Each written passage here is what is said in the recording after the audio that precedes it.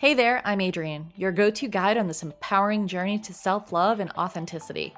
I've transformed my own struggles into strengths, and now I help others navigate their path to their inner knowing and create personal fulfillment. On this show, we're not shying away from tough conversations. We're diving headfirst into topics like self-worth, overcoming limiting beliefs, challenging societal norms, and creating a life that's not just successful, but truly fulfilling. We're all about blending heartfelt, soul-searching chats with practical, actionable strategies.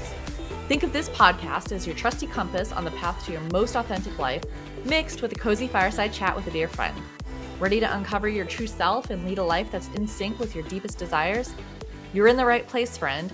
Welcome to the Live Your Truth, Love Your Life podcast. Hey there, book lovers and life enthusiasts. It's time to turn a page in our journey of self-discovery and growth. Introducing the Live Your Truth, Love Your Life book club, a gathering space for those who find wisdom in words and power in pages.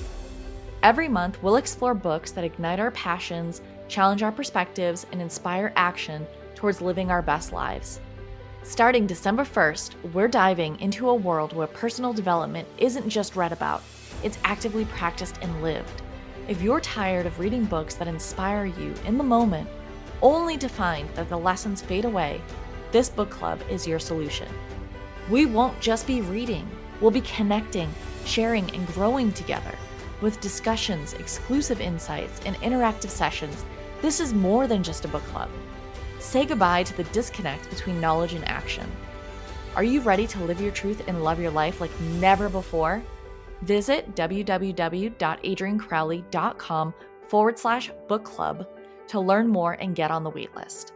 Let's make our personal growth journey a collective, supportive, and transformative experience.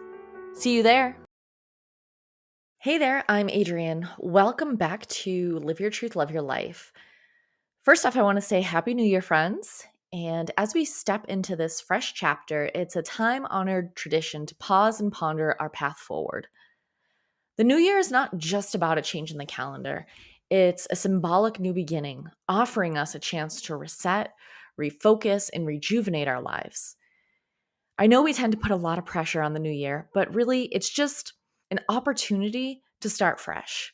Maybe you do it once a year, maybe you do it quarterly, but I do think it's important to kind of evaluate where you've been and evaluate where you're going. So in this episode, we'll explore some of the most cherished practices for kicking off the new year, from setting resolutions and intentions to reflecting on the year gone by. So we all know the new year is synonymous with resolutions, those promises that we make to ourselves in hope of improving our lives. But why do so many resolutions fail? Often it's because they're too vague or unrealistic. We tend to overestimate what we can do in a year and grossly underestimate what we can do in 5 years. So that's one of the big issues with resolutions is we set resolutions that are just not attainable in the time span that we're shooting for. So this year, let's approach resolutions differently. If you're going to set resolutions, set specific, achievable goals. Instead of things like, I want to try to get fit, I'd like to exercise more. Try something like, I will exercise for 30 minutes 3 times a week. I will take a 15-minute walk every evening after dinner. This specificity makes your resolution more tangible and more attainable. You know what you're trying to accomplish. It's very specific.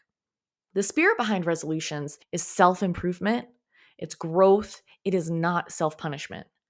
So be kind to yourself. If you slip up, it's not a failure, it's part of the journey. We're not always going to get everything right. Not with anything, and especially not with a resolution that we're setting to cover a whole year. Of course we're going to slip up sometimes. Just keep going. They're not about perfection. Resolutions are about progress. So I want to shift gears and talk about setting intentions. And this is a practice that I like to do.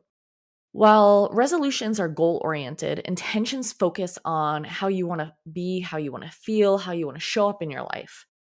They're less about concrete outcomes and more about your inner state and your values. So this year, ask yourself, how do I want to feel?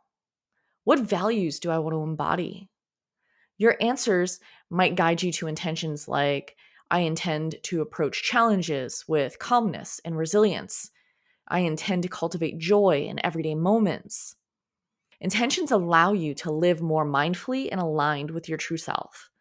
They act as gentle reminders of how you want to be in the world, rather than setting strict rules guiding your daily choices and interactions.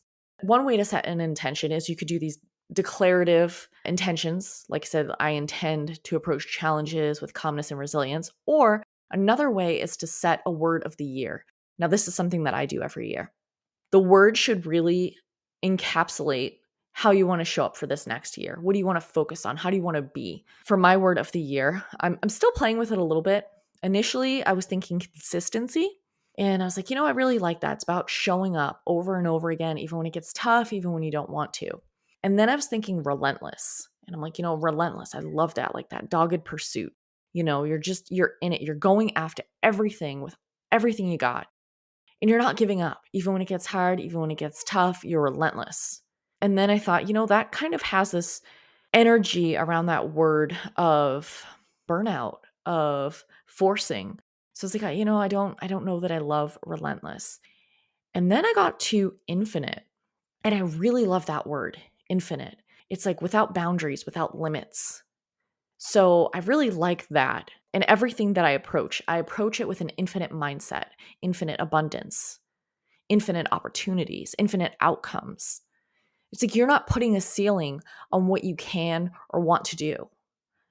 It's approaching everything with that limitless mindset, that limitless possibility. It's acknowledging that things could happen beyond your wildest dreams, beyond your wildest imagination. Think of what you want and then picture it being 1,000 times better than that.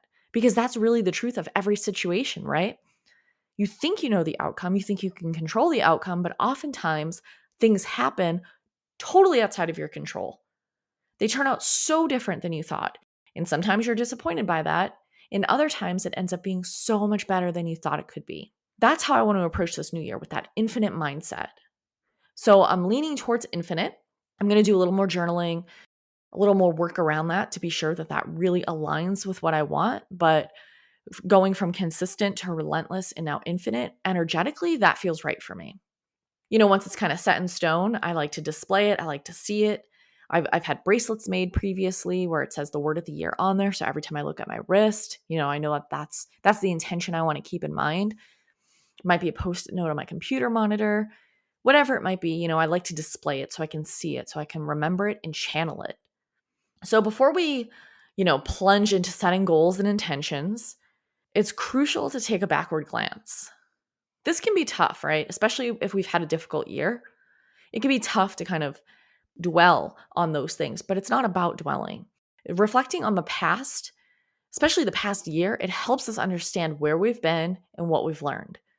So you want to ask yourself questions like, what were my significant achievements? What am I most proud of? What challenges did I face and how did I overcome them? What brought me the most joy? Who was I with and what was I doing in those moments of joy?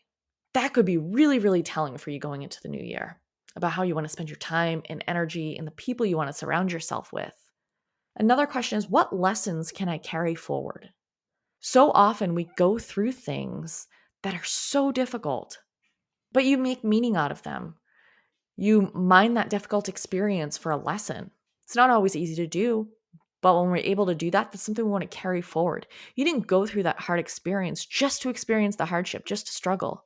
This is about reflecting and getting something out of it to take with you as you move forward. So again, it's not about dwelling on the past. Really, this is an exercise just to help you learn from the things that happened, the things that were challenging for you. It's really an exercise in gratitude. It's an exercise in growth. It's acknowledging both the good things and the really hard things, which both are part of your everyday human experience. So it's something you want to acknowledge. It's not all about the good, although the good is great, right? But you want to really look at everything and see what you can glean from it to take with you into the new year. So some other practices. So there's resolutions, there's reflections, there's intentions, but there are other meaningful ways to welcome in the new year. A vision board. Vision board can be so powerful. It's, a visual representation of your goals, of your dreams, of your intentions. When you display it where you can see it, it serves as a daily reminder of what you're working towards. So to do that, maybe gather some magazines, some photos, some quotes, and create a collage that represents your aspirations for the year. Or maybe you want to go into something like Canva and do it digitally. Maybe you want to set it as your background on your computer, on your phone. So every time you open it, you see it and you remember what you're working towards, what your vision is for your life for next year. Another thing is decluttering and organizing. The idea of going into the new year light. It's a great time to declutter and organize your space. A tidy environment can lead to a clearer mind. But you don't want to just limit yourself to your physical space. Consider digital decluttering, maybe unfollowing people online, going through your contacts and clearing out people you don't communicate with. Maybe they're no longer with us. Clear out that digital space, get rid of files you don't need. Maybe even go through your photos and ones that don't bring you joy, that remind you of people you don't want to think about or memories that you don't want to dwell on as you're scrolling through your phone. Just get rid of them. Nothing saying that you need to keep these things and that you need to see them every day. So whether it's a physical or a digital decluttering, super helpful for the new year. Go into the new year light, fresh, ready to take on whatever comes your way. Another thing is a gratitude practice. I talk about gratitude a lot. You could start a gratitude journal if you don't already have a journal practice or a gratitude practice. Or something that's a little bit different is you could start a gratitude jar. So you could every day maybe write one or two things that you're grateful for, fold it up into a little piece of paper and drop it in the jar and just kind of keep that. So anytime you walk by it, you can see, even if you don't open up what you wrote down, you can see all of these things that are in your life that you're grateful for, that you appreciate. And if you're having a particularly tough time, you can open up that jar and pull out the things you wrote and look at them and feel that gratitude again. What made you feel grateful for those things that you wrote down? You can visualize it, really embody it. And it could totally turn around your day, your week, your month. So that's a really special practice. If you've never tried it, I encourage you to do so. You can also do it in the form of wins as you go through the year. When things go really great, or somebody gives you a compliment, or you're just feeling really great about yourself for whatever reason, jot it down, fold it up, put it in the jar. And when you're having a tough time, take out the jar, look at what you got there, and watch how it transforms how you're feeling in that moment. The real magic happens when these New Year's practices are not just an annual ritual, but you want to make them part of your daily life. By making your resolutions or your intentions visible, like I said, you write them down and you place them where you can see them very often. You want to schedule regular check ins with yourself to assess your progress and realign if necessary. Because what you think is your goal, is your resolution, is your intention right now, today, maybe 3 months from now, it's changed. Not because you're giving up, but because life has brought new circumstances that you're navigating. So you want to reevaluate and see if what you decided on the first is still in alignment with what you're working towards, with how you feel. Really, you want to let these practices evolve with you throughout the year. Just because you do this practice, the beginning of the year, maybe it's the first week, first couple weeks, give yourself a little breathing room. But it doesn't mean that you're just tied to them and that's it. If you don't do them as prescribed, as you wrote, when you did them, then you're a failure. It's not about that. It's about aligning with what you want, with what you need, with what you desire. And that changes because we change every day. So you want to make these things work for you, support you, not make you feel like you're doing everything wrong or you're not measuring up. So regular reevaluation, super important. I like to check in quarterly. For me, I find that to be helpful. Every 3 months or so, it's kind of like enough has happened where I can do a little bit of reflecting and then a little bit of forward thinking and figure out where I'm at right now and what I'm working towards.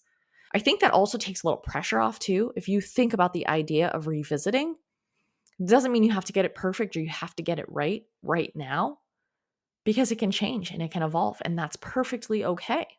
So as we start this new year, we ring in 2024, let's do it with hope, with courage, with an open heart. Remember, it's not about a complete overhaul of who you are. It's about taking small, consistent steps towards becoming the best version of ourselves. It's about finding joy in the journey, embracing both the highs and the lows, and growing a little each day. So I want to invite you to share your own New Year's practices or resolutions. I want you to tag me at Live Your Truth, Love Your Life on Instagram. I'm also Miss Adrienne C on Facebook. Let's inspire and support each other in this journey of growth and self-discovery. So for more insights on personal development or self-connection, don't forget to subscribe to my newsletter. You can hop on over to the website, and really on every page, there's a spot to sign up for the newsletter. Tune into the podcast. It airs every Monday and every Thursday. And I'm going to have some upcoming courses and workshops. So, again, all the information for that will be dropping in the newsletter, on my social, and also will be updated on my website, www.adriancrowley.com. I also wanted to mention that enrollment for the Live Your Truth, Love Your Life book club is now open. We're kicking off the new year with the 4 Agreements by Don Miguel Ruiz. If you want to join us, head over to www.adriancrowley.com/book club. So with the new year, I've got some special pricing going on. It's $19 a month or $175 for the year. Super great deal. Check it out. It's a community space where we read a book together and we dive into the wisdom that's found in the book and we work out how we can implement it into our lives if we so choose. And it's all about connecting and growing together. Just being in that supportive space where we enjoy reading, we enjoy connecting over that magic, over that wisdom. So if it's interesting to you, like I said, jump on over to the website, check it out, sign up, and I'll get you added into that Facebook group. So, here's to a year filled with growth, with joy, and meaningful moments. I hope 2024 brings you nothing but spectacular things. And when challenges do come your way, I hope you're able to navigate them with grace and resilience and just keep going. Just keep going forward no matter what. So thank you for joining me. And until next time, live your truth, love your life. That's it for today's episode, my friends. Thanks so much for joining me on the Live Your Truth, Love Your Life podcast. To get even more out of today's conversation, don't forget to swing by the show notes and download your freebie. Want to keep the conversation going? I'd love to hear what spoke to you most today. Head on over to my Instagram at Live Your Truth, Love Your Life and drop me a comment. I'm always excited to connect and learn more about you. Remember, the journey towards living your truth and loving your life is a rewarding one. New episodes are dropping each Monday and Thursday, and I can't wait for next time. Until then, have a fantastic week.